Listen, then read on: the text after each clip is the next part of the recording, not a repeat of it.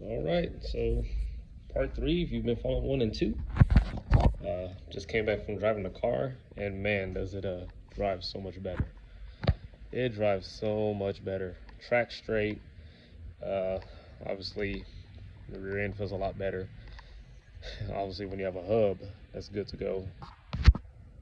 Um, but yeah, man, I am thoroughly impressed. First time doing it myself, utilizing those tools, but I'm gonna drive it for the week. Again, I don't drive this car every day, but I'm gonna drive it for the week and make sure, kind of check it every day to make sure everything's kind of, within the spec that I set it to. The only thing that I have, and I mean, it just depends on how bad my OCD is, but my steering wheel while I'm tracking, the car is tracking straight. The steering wheel is just a hair, just a small hair off to the left, but I'm so worn out. I'm not even gonna worry about it today.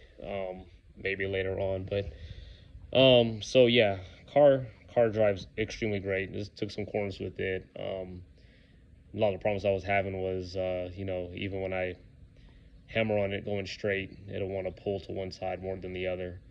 But got everything set up. So quickly before I close out, these are the tools that I just utilized. Obviously, these are the tilt plates. You guys saw that in the video earlier. The camber gauge, and that is what I use to hold the steering wheel. Again, may have to do it again. Additive things, obviously with the toe plates, I used an actual level, and to zero this out, of course, you find a level surface used and then zero it out, and then you see when you look at the camber gauge, you have two bubbles. So that one down to the bottom, you want to center that up, something like that, and then you want to get your camber at zero right here. That way you know this tool is zeroed. I have an extra tape measure, and of course this comes with two tape measures. Gives you a little reference for your toe, and these plastic deals right here that rest up against the wheel. And you guys saw that in the previous videos if you've been following along. So that's all I really use. I didn't use any string. I've used that before. The string could probably make it a little bit more accurate if you use it as a box, and you measure your front track and rear track and all that stuff. And I've seen videos with that. I just wanted something that was really simple, and this is all that I use. Now, to make sure I was tracking straight, and that way I don't have a parallelogram on the front or rear for the toe, I took a known good point on the wheel and on the toe plate and measured using that. So let's say, for instance, from that toe plate to the wheel, it was like 2 inches, and I want to make sure it's the same on the back. That way it's not parallelogram. Then I'll measure on the other side, and I kind of have that. So, because you could have the toe set correctly, but the wheels will kind of be like, they'll both be pointing this way, but they're showing you have a good toe. So we don't want to make a parallelogram. We want to make a square or a rectangle, basically. Okay, so that's it. Of course, jack stands. The quick jacks help out a lot, obviously. Excuse my mess a little bit, but the quick jacks help out a lot.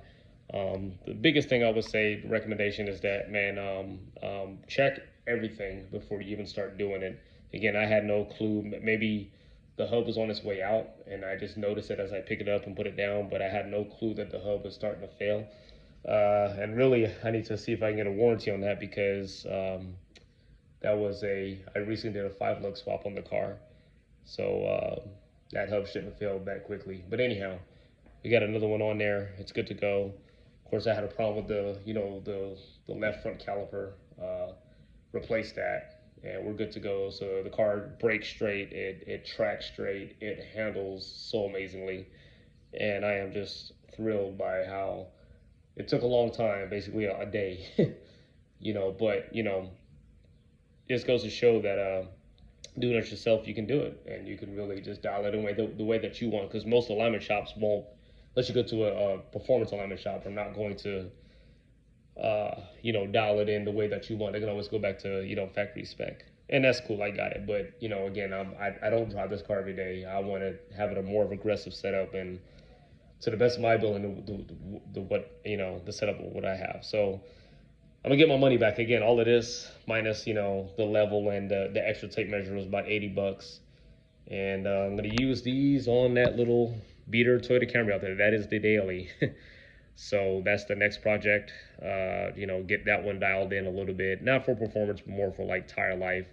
It is lowered on some eBay coilovers, so it's BS coilovers or whatever, but that is the beater. So again, guys, enjoy the rest of your Sunday. Enjoy the rest of your weekend. You guys have a good one.